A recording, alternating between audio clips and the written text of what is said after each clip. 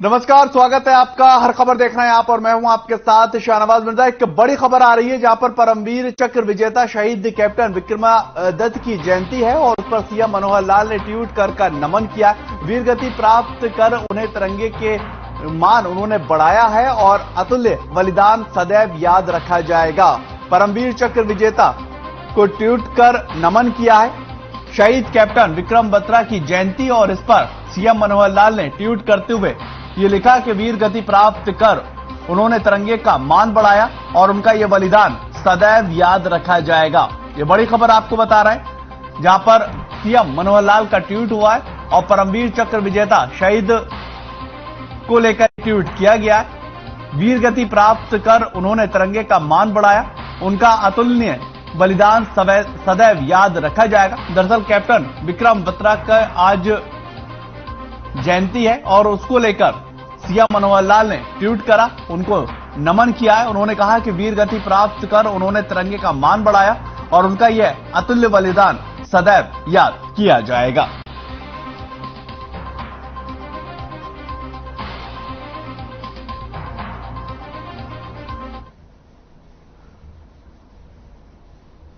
ये दरअसल आप ट्वीट देखिए, भारतीय योद्धाओं की परंपराओं को लेकर जो है वो वहां पर विक्रम बत्रा को नमन करते हुए सीएम मनोहर लाल जो है वो नजर आए। उन्होंने कहा कि जो वीर गति को प्राप्त हो गए उनको मैं नमन करता हूं और उनका ये जो अतुल्य योगदान रहा ये हमेशा से याद रहेगा।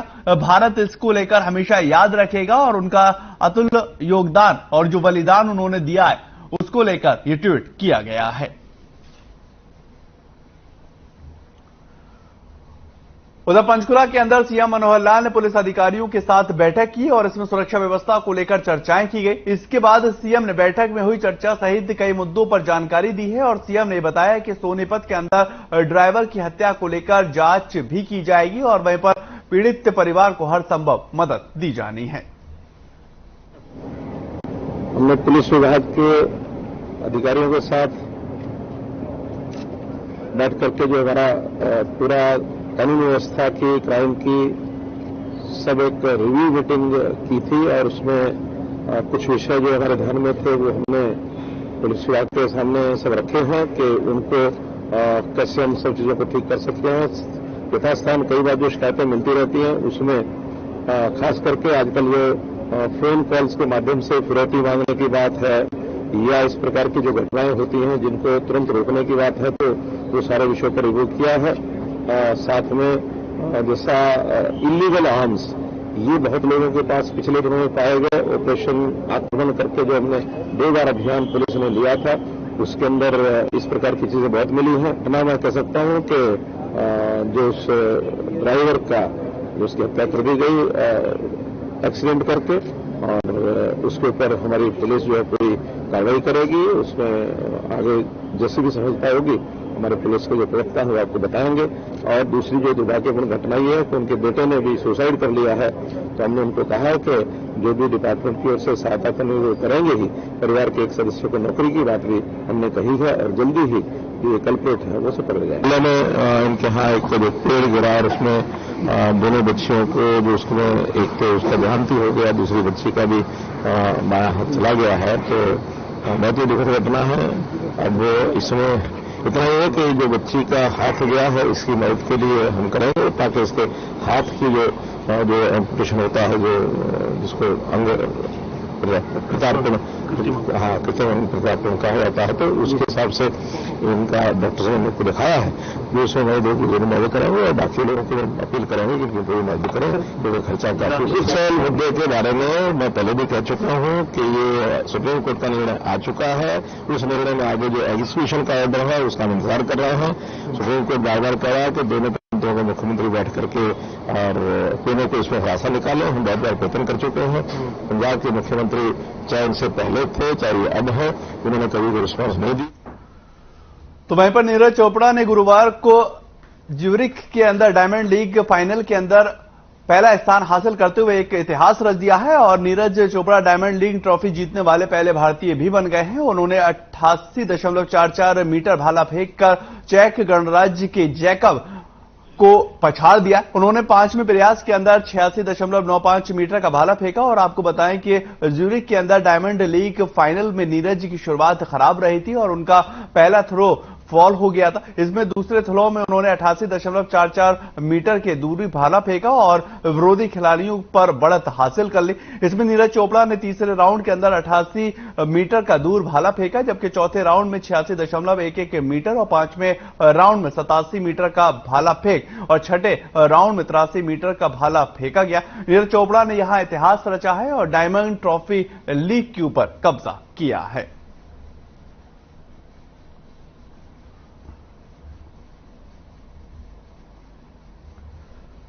उधर एक बड़ी खबर लोहारू से आ रही है, जहां पर लोहारू दौरे पर कृषि मंत्री जेपी दलाल है और बार एसोसिएशन के कार्यक्रम में शिरकत हासिल करेंगे। आपको बताएं कि अधिवक्ताओं से भी मुलाकात करेंगे। ये बड़ी खबर आपको बता रहे हैं लोहारू से, जहां पर कृषि मंत्री है और उस बार एसोसिएशन के कार्यक्रम में शिरकत हासिल करेंगे, अधिवक्ताओं से मुलाकात करने वाले। और ये दौरा जो है वो काफी महत्वपूर्ण दौरा माना जा रहा है।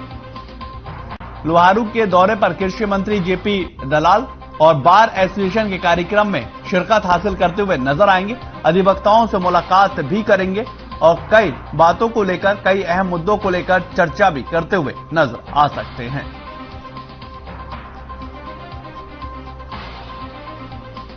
ये बड़ी खबर आ रही है। दरअसल बार एसोसिएशन के कार्यक्रम में जो है शिरकत हासिल करते हुए कृषि मंत्री जेपी दलाल नजर आएंगे। लोहारू के दौरे पर हैं और वहां पर अधिवक्ताओं से भी मुलाकात करेंगे, अधिवक्ताओं से भी चर्चा की जा सकती है। बार एसोसिएशन के कार्यक्रम में शिरकत हासिल करने के बाद अधिवक्ताओं से मुलाकात करेंगे और अधिवक्ताओं से मिलने के बाद कई अहम बातें भी हो सकती हैं।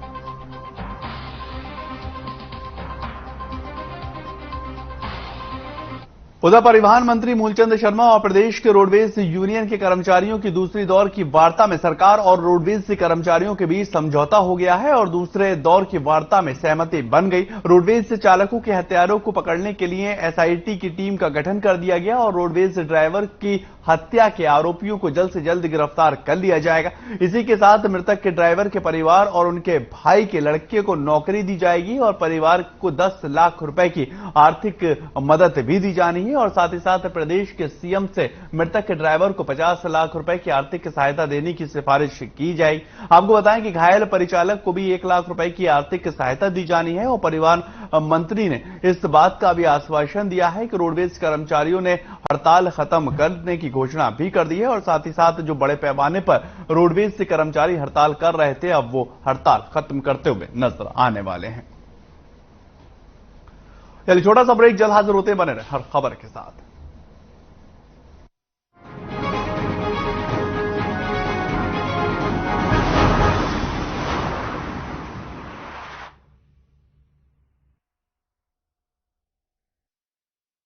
मेरे जैसा कोई दूसरा चुलबुलापन जिसकी हर बात में घुल जाए, जिंदगी में रंग भर दे। मेरी जैसी मेरी अपनी पताका चाय, गजब का स्वाद।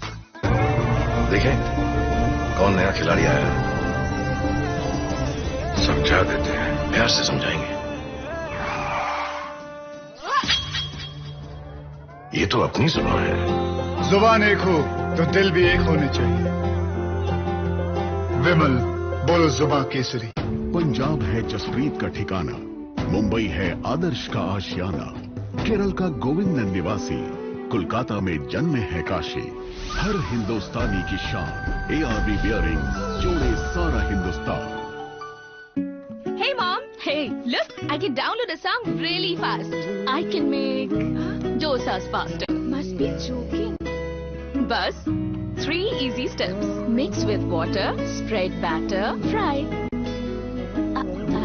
गाना डाउनलोड हुआ? नहीं, पर तब तक मैं इडली बनाती हूँ। हमने बनाया किड्स से। अगर आप पत्रकारिता के क्षेत्र में करियर बनाना चाहते हैं तो हम सिखाएंगे आपको इलेक्ट्रॉनिक मीडिया के हर गुण।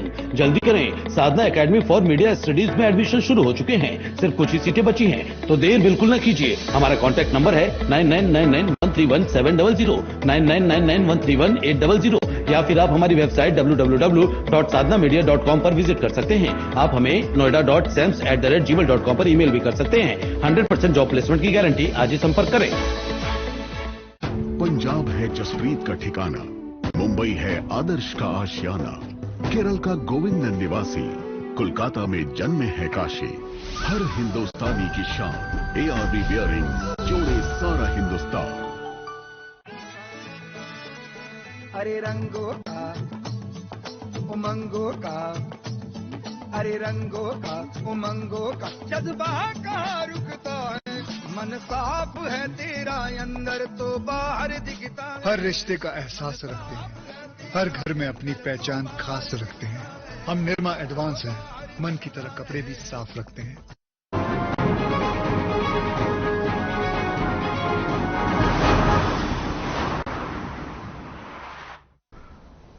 ब्रेक के बाद आपका स्वागत है। एक बड़ी खबर दरअसल रेवाड़ी से आ रही है, जहां पर हत्यारे पति को आजीवन कारावास की सजा दी गई है और दोषी पर 20,000 रुपए का जुर्माना भी लगाया गया। 27 जुलाई 2020 को पत्नी की हत्या का ये पूरा मामला है, जहां पर रेवाड़ी से यह बड़ी खबर निकलकर सामने आ रही है। हत्यारे पति को आजीवन कारावास की सजा, 20,000 रुपए का दोषी पर जुर्माना भी लगाया गया। 27 जुलाई 2020 को पत्नी की हत्या जो है वो पति ने की थी। इसके बाद पुलिस तफ्तीश करती हुई नजर आई। हर एक पहलू को पुलिस ने खंगाला और कोर्ट ने उसको 20,000 रुपए का जुर्माना लगाया और आजीवन कारावास की जो है वो सजा सुनाई है। 27 जुलाई 2020 का दरअसल ये पूरा मामला है, जहां पर पति जो है वो अपनी पत्नी को ही मौत के घाट उतारता हुआ नजर आया था। इसके बाद ये खबर जो है आग की तरफ फैलती हुई नजर आई। सूचना मिलते ही पुलिस ने आगे की तफ्तीश जो है वो करना शुरू कर दी और अब ये बड़ी खबर आपको रेवाड़ी से बता रहे हैं, जहां पर हत्यारे पति को आजीवन कारावास की सजा सुनाई गई है और 20,000 रुपए का इसके ऊपर जुर्माना भी लगाया गया है।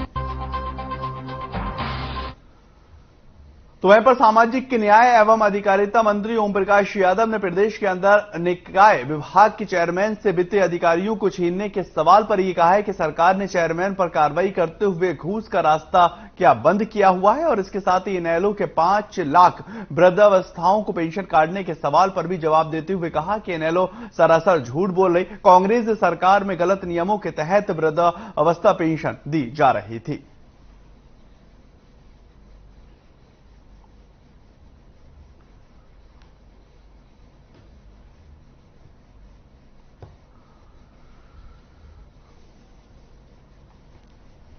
तो वहीं पर प्रदेश के अंदर चिराग योजना और नेट ट्रांसफर ड्राइव नीति को लेकर विरोध लगातार बढ़ता ही जा रहा है और शिक्षा विभाग की मौजूदा ट्रांसफर नीति का विरोध लगातार हो रहा है। कैथल के अंदर जवाहर पार्क के अंदर शिक्षक एकत्रित हुए हैं और प्रदेश सरकार के खिलाफ जमकर नारेबाजी करते हुए नजर आए। राज्य मंत्री कमलेश डाडा के निवास पर पहुंचे और शिक्षकों ने यहां पर प्रदर्शन किया है और पुलिस ने पहले से ही बैरिकेड लगा रखे थे। अध्यापकों की यह मांग थी कि वो राज्य मंत्री को अपना ज्ञापन देना चाहते हैं और जो हमारी बात है वो गवर्नमेंट तक पहुंचे, लेकिन जब पुलिस ने उन्हें आगे बढ़ने से रोका तो प्रदर्शन कर रहे शिक्षकों को पुलिस के साथ धक्का मुक्की हुई है और प्रदर्शनकारी शिक्षकों ने बैरिकेड को भी तोड़कर राज्य मंत्री कमलेश डाडा के निवास के बाहर नारेबाजी कर प्रदर्शन भी दर्ज करवाया है।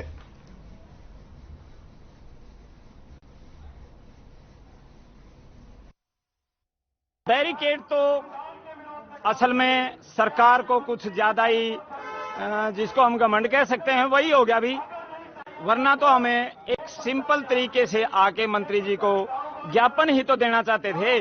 उनको यही तो बताना चाहते थे, मंत्री जी आपके गांव में 10वीं तक का स्कूल है और 2 अध्यापक कार्यरत हैं, वहां पर 142 बच्चे हैं।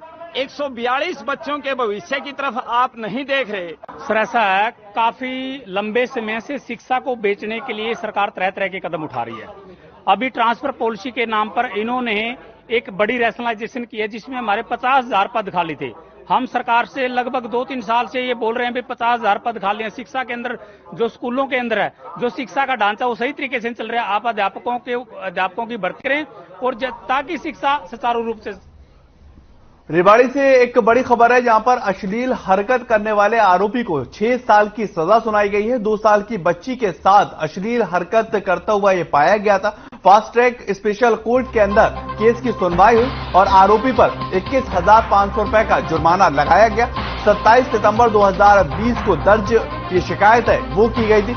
ये बड़ी खबर आपको बता रहा है, 21,500 रुपए का जुर्माना लगाया गया और 27 सितंबर 2020 का ये पूरा मामला है।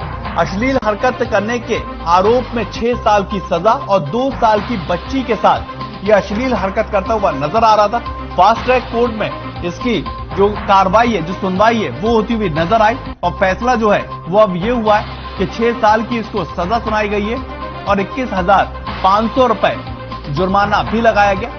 दरअसल ये शख्स, ये युवक जो है वो 2 साल की बच्ची के साथ अश्लील हरकत करता हुआ पाया गया। उसके बाद पुलिस को सूचना दी गई और पुलिस जो है वो आगे की तफ्तीश करती हुई नजर आई। और ये बड़ी खबर अब रेवाड़ी से, जहां पर अश्लील हरकत के कारण आरोपी पर 6 साल की सजा और 21,500 रुपए जुर्माना भी लगाया गया है।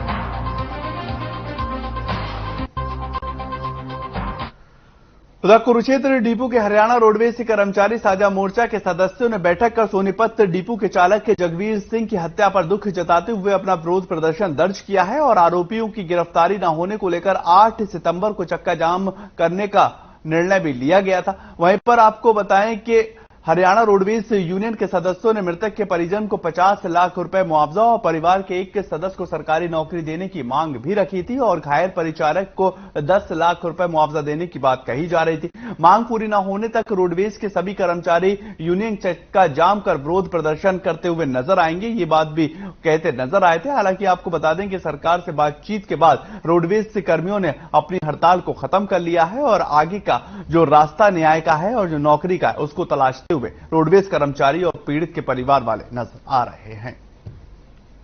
4 दिन पहले हमारे चालक भाई की जो हत्या की गई थी सोनीपत डिस्ट्रिक्ट के अंदर, और अब उसके बेटे ने जो खुदकुशी की, हम सरकार से ये अपील करना चाह रहे हैं कि सरकार तुरंत जो है इस बात की संज्ञान ले और उस परिवार को न्याय दे। जिस व्यक्ति ने ये हत्या की है उस व्यक्ति को तुरंत प्रभाव से सरकार जो है सजा दिलाए और उसको गिरफ्तार करे। अगर सरकार ने दोषियों को सलाखों के पीछे और मुआवजा ना दिया बच्चों को उनके, तो इसने हम ये नहीं कह सकते कि ये निश्चित काल में भी बदल सकती है।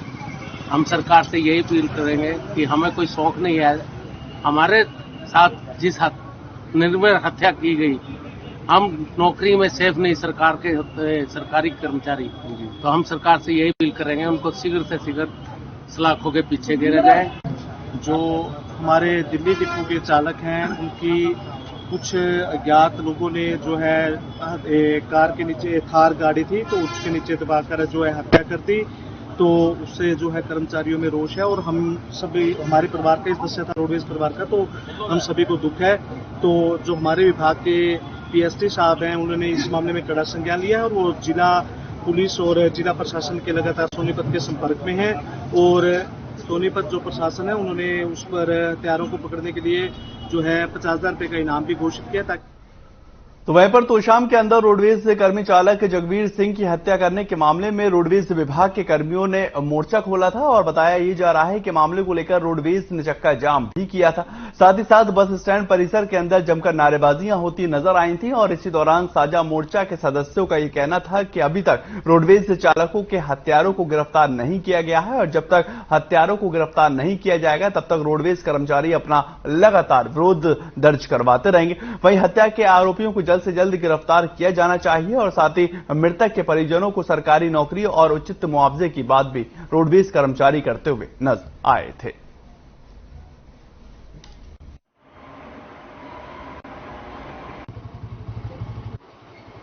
हमारी हड़ताल का मुख्य मुद्दा हमारे एक चालक साथी की एक थार चालक ने कुचल करके उस हत्या कर दी।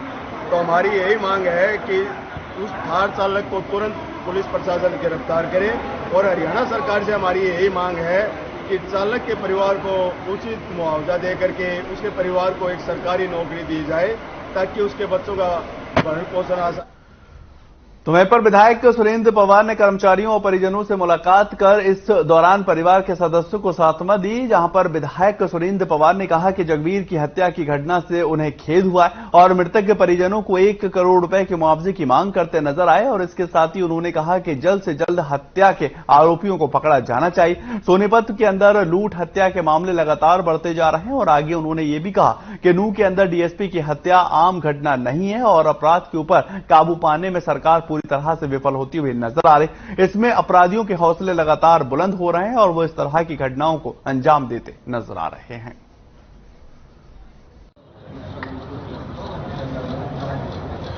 हत्यारों के जो हौसले हैं इतने बुलंद हो चुके हैं। आपने पिछले दिनों देखा कि नूंह में जो है हमारे हरियाणा के डीएसपी की हत्या हो जाना, और आए दिन आप देख रहे होंगे कि प्रदेश के प्रत्येक जिले में, बल्कि जिले में क्या ब्लॉक स्तर में हर जगह इतनी हत्याएं हो रही हैं। वारदात, लूट, चोरियां, डकैतियां, लोग सड़क पे गाड़ियां रोक के गाड़ियों को लूट ले जाते हैं।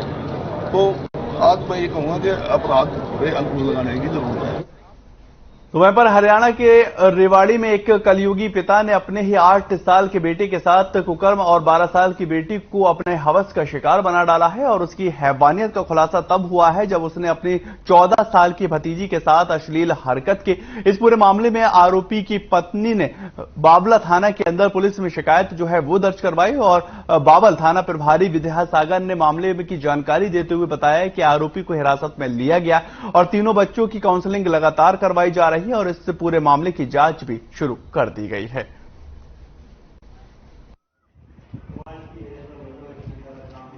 भाई की लड़की के साथ, और उस लड़की ने अपने आंटी को बता दिया कि भी ये बातें हैं और इनसे भी अगर भाई बहनों से और भाई से पूछा जाए तो इनको भी ले जाता करूँगा, इनके साथ फर्दर कोई गलत काम ना हो रहा हो। इन बिटवीन जब इनकी पत्नी ने उनसे पूछा तो उन्होंने बताया कि भाई हमारे साथ भी 2 साल से, लड़की ने बताया 2-3 साल से हमारे साथ एक गलत काम कर रहा है और जान से मारने की धमकी दी। चलिए फिलहाल इस बुलेटिन में इतना ही। ताज़ा खबरों के लिए आप लगातार बने रहे हर खबर के साथ।